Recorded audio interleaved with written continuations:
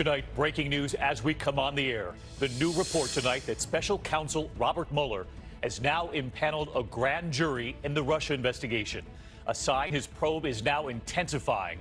What we've learned tonight and what President Trump's personal lawyer said just moments ago. Also tonight, the young woman who texted her teenage boyfriend, encouraging him to kill himself. He did. Well, today, the judge delivers the sentence. Deborah Roberts inside the courtroom. Record-breaking heat, the wildfires, and severe storms hitting in the middle of the country tonight, now moving east. Severe turbulence after an American Airlines jet takes off from the U.S., the pilot calling for help. Dozens of passengers injured. The stunning images, what happens when you don't wear a seatbelt in the back seat. And breaking now, the images coming in tonight, the high rise on fire. Residents racing down stairwells as the alarms go off. This is ABC World News Tonight with David Muir. Good evening, and it's great to have you with us here on a Thursday night. And we begin tonight with new signs. The special prosecutor looking into Russian meddling and any possible collusion with the Trump campaign is now ramping up his investigation. The Wall Street Journal first reporting late today that Robert Mueller is now putting a grand jury to work. Tonight, the key questions for how long now and what evidence are they looking at? And the president's own attorney reacting a short time ago. ABC's chief White House correspondent Jonathan Karl leading us off. Tonight, a sign the Russia investigation has entered an entirely new phase. The Wall Street Journal reports special counsel Robert Mueller has impaneled a grand jury. The Journal reports the grand jury has been secretly working for weeks as Mueller investigates whether President Trump or any of his associates colluded with the Kremlin. The president's personal lawyer insists there's still no indication the president himself is a target. With respect to the impaneling of the grand jury, we have no reason to believe that the president's under investigation here. The news comes amid growing questions about the Trump Tower meeting organized by Donald Trump Jr. with a Russian lawyer who he was told had dirt on Hillary Clinton from the Russian government. This week, we learned the president himself dictated Don Jr.'s initial response to that story, a misleading statement that said the meeting was primarily about Russian adoption. The president has denounced the entire Russia investigation as a witch hunt, acknowledging it was on his mind when he fired FBI Director James Comey. When I decided to just do it, I said to myself, I said, you know, this Russia thing with Trump and Russia is a made-up story. But today, the White House says they are, quote, fully committed to cooperating with the special counsel. The president has told me he is even willing to testify under oath. So if Robert Mueller wanted to speak with you about that, I would be glad to tell him exactly what I just told you, John. But the president has also been trying to discredit Mueller. I can say that the people that have been hired are all Hillary Clinton supporters. Some of them worked for Hillary Clinton. I mean, the whole thing is ridiculous, if you want to know the truth from that standpoint. And now in another sign Mueller's probe is expanding, the special counsel recently hired Greg Andres, a former top Justice Department official and expert on fraud and foreign bribery cases. So let's get to John Karl live at the White House tonight. And John, with Robert Mueller's investigation now intensifying, there's a move from both Democratic and Republican senators to make sure he keeps his job. David, there are two separate bills in the Senate, each with both a Democratic and Republican sponsor, designed to prevent the president from firing Mueller without cause. These bills, more than anything, are a sign that if the president tried to fire Mueller, there would be a major upheaval on Capitol Hill. That said, the White House continues to say that the president has no intention of firing the special counsel. All right, John Karl leading us off tonight. John, thank you. Meantime, tonight, the White House furious this evening over new leaks. The phone calls that made headlines early on, President Trump and his first calls to world leaders. It turns out, though, the tension on the phone was worse than first reported. Tonight here, the actual transcripts from those calls. Here's ABC senior White House correspondent Cecilia Vega. Tonight, classified documents reveal the true nature of President Trump's phone calls with world leaders in the days after his swearing in. The Washington Post published leaked transcripts of two contentious conversations. The first with Mexican President Enrique Peña Nieto, all about that wall. And who's going to pay for the wall? That wall will go up so fast, your head will spin. Don't worry, we're building the wall. Don't worry. But on the phone, the Mexican president is firm, calling the idea that Mexico will pay for the wall completely unacceptable. President Trump responds, "The fact is we are both in a little bit of a political bind because I have to have Mexico pay for the wall. I have to.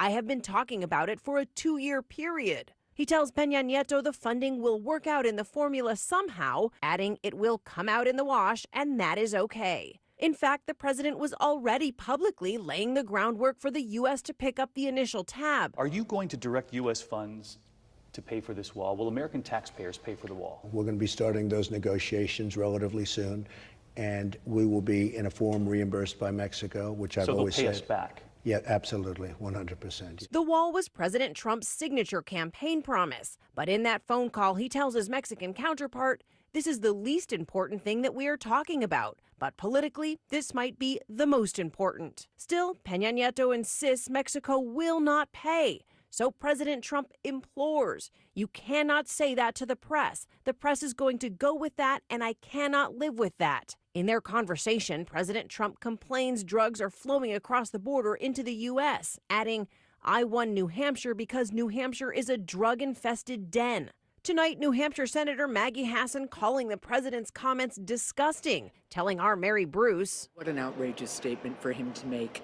The transcripts leaked today also show just how bad things got between President Trump and Australia's Prime Minister Malcolm Turnbull. When you hear about the tough phone calls I'm having, don't worry about it. Just don't worry about it. On the phone, the president furious about inheriting an Obama-era deal to accept more than 1,200 refugees from Australia, telling the prime minister, this is going to kill me. I am the world's greatest person that does not want to let people into the country. He says the deal will make him look terrible, like a weak and ineffective leader and a dope.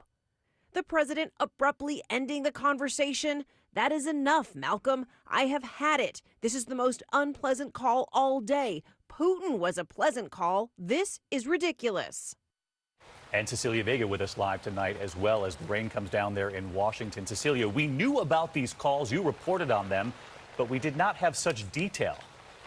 Yeah, David, this is excruciating detail for this White House, and now even the top Democrat on the Senate Intelligence Committee is calling for an investigation.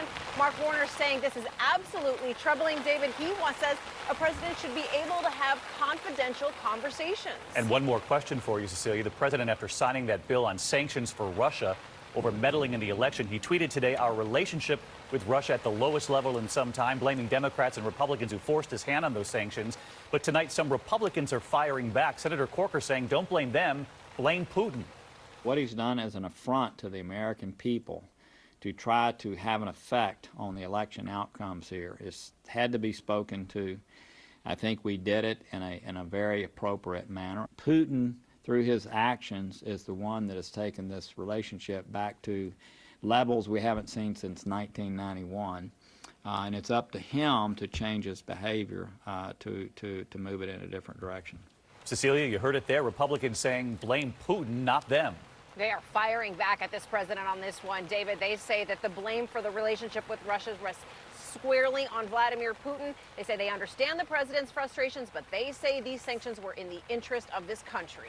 Cecilia Vega, we thank you for braving the elements for us tonight, as always. The other major headline this evening, the judge's decision, the sentencing in a landmark case tonight.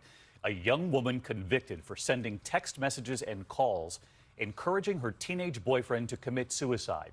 He then took his own life. ABC's Deborah Roberts was in the courtroom for the sentencing. The woman at the center of that landmark case walking into a Massachusetts courtroom, her head bowed. Ms. Carter, please stand.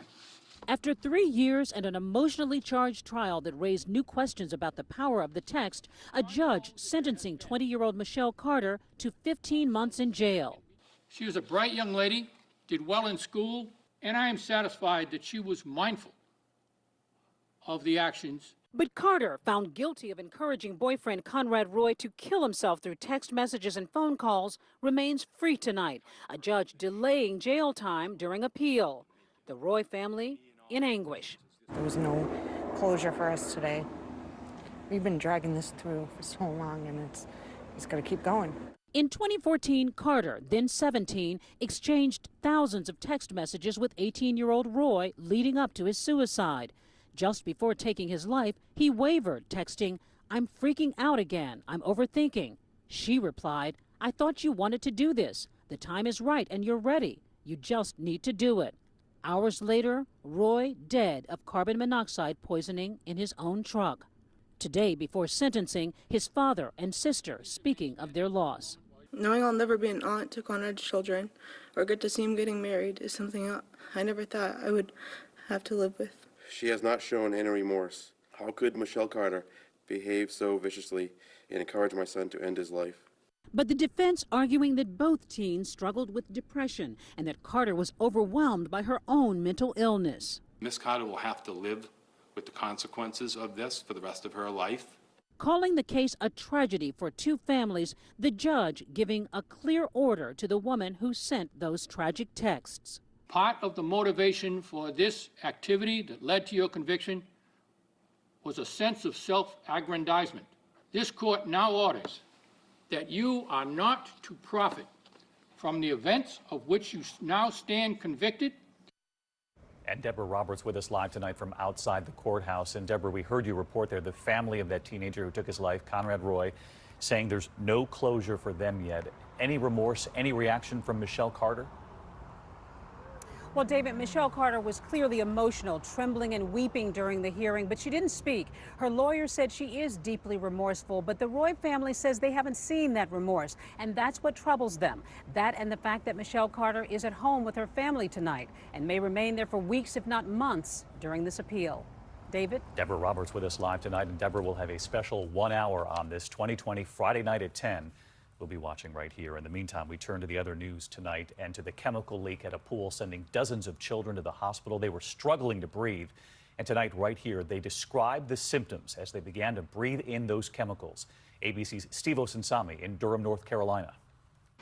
Authorities in Durham County, North Carolina, who raced to this YMCA and had to triage young children in the parking lot, are tonight releasing the 911 calls. We hear from witnesses who could smell the chemical spill from the street. Those kids were coughing and hacking and under duress. They were in the middle of swimming lessons at the indoor pool when police say a lifeguard opened the door to the pool's pump room and was overcome by chemicals leaking onto the floor.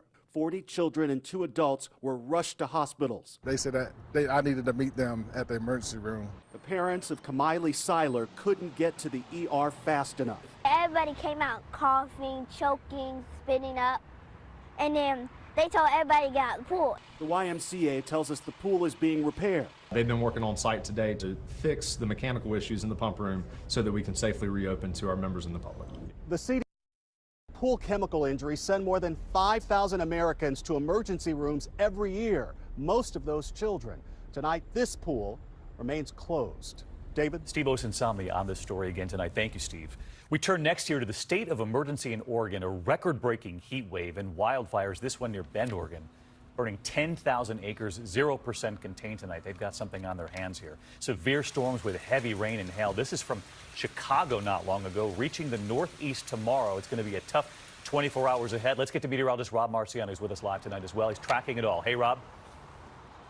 Hi, David. Thankfully, tonight in the Northeast, not quite as many storms as last night, but it is getting even hotter across the Northwest as that heat wave peaks there. Take a look at the warnings across 4 states, Washington, Oregon, Nevada, Northern California, and that smoke, poor air quality choking some of those bigger cities. And even though we're peaking today, the next 2 days will be well above normal. Thankfully, the winds will clear out some of that smoke on Saturday. Watching a system coming across Chicago now. Tomorrow, the high impact zone for severe weather will be Columbus, Pittsburgh, and up through Syracuse. Could be a tough drive for those trying to get out of town for the weekend. David? All right, tracking it for us tonight, Rob Marciano. Thanks as always. Next tonight to some eye-opening new images tonight, really for the whole family. They show the dangers of riding without a seatbelt in the back seat. A new survey finding a surprising number of adults fail to buckle up, especially on short trips, even when taking taxis or Ubers. Here's ABC's Eva Pilgrim with the video tonight. Tonight, dramatic crash video. A warning to passengers riding in the back seat. Buckle up. Watch the unbelted woman on the left slam into the car window and another passenger. And in this crash, a family not wearing seatbelts. The father and son violently thrown from their seats. According to a new survey from the Insurance Institute for Highway Safety, adults in the back seat are far less likely to buckle up than when they sit up front. We've been telling people for years that it's safer in the back seat and we should put our children back there, but people have gotten a misunderstanding about